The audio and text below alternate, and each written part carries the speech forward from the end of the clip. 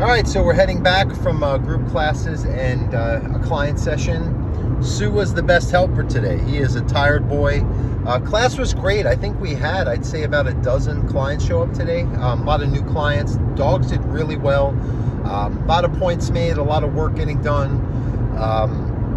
One thing that was, and it's obvious, and as a trainer I see this, but you know, sometimes when people see with their own eyes, they could realize that it is a real thing. Energy, right? Just presence. There's a dog, we had only done a couple sessions, it's a reactive dog, was pretty much vocalizing its frustration because the owner was, you know, out and about getting it near the class today. And I would come in and just hold the leash and just have it at my side while I was walking my dog in the other hand. And it was fine. It'd be quiet, it would be reasonably behaved, it would listen, check in. But then when I give it back to the owner, and what is that? That's what we have to work on. That's a thing. It's since I was a little boy, whatever it is, dogs responded to me in this way, calming signals, whispering, whatever it is.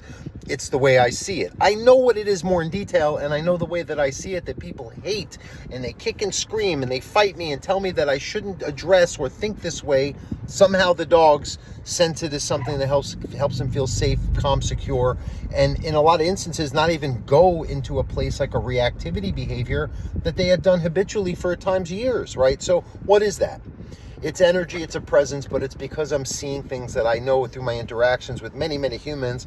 Maybe not everyone's seeing it that way. It's the reality of inherent nature. It's seeing it out of your ego. It's seeing what is really going on in every detail, how animals see the world. They're not thinking of how do I present myself to the world based on my, you know, other than just a set of behavior patterns, instinct, and conditioning, you know, and what they are, you know, associating to do around certain owners and shared environments. Where people, there's a lot of this masking we do where people, you know, have to save face, or we go into one mode when we're at work, and one mode when we're at school, and one mode when we're around friends, and one mode when we're home and we're in our underwear in the living room.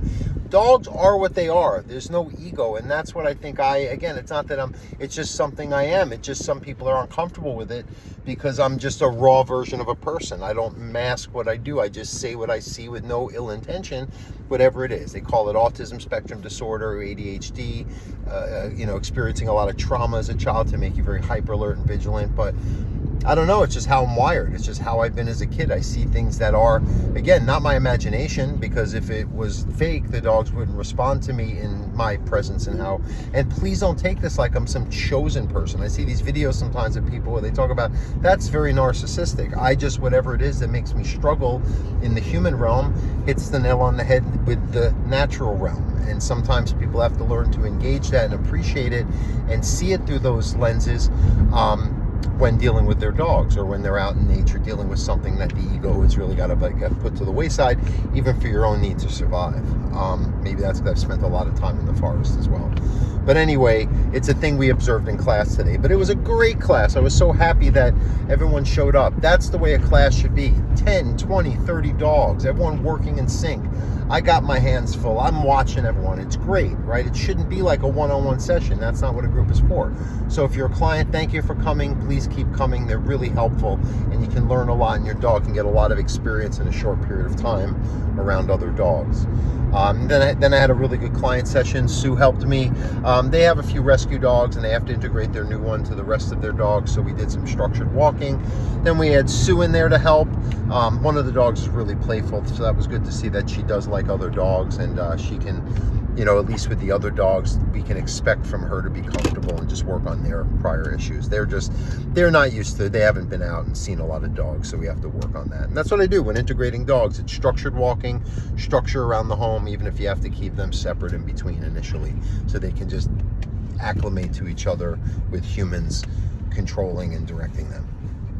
So that is my day.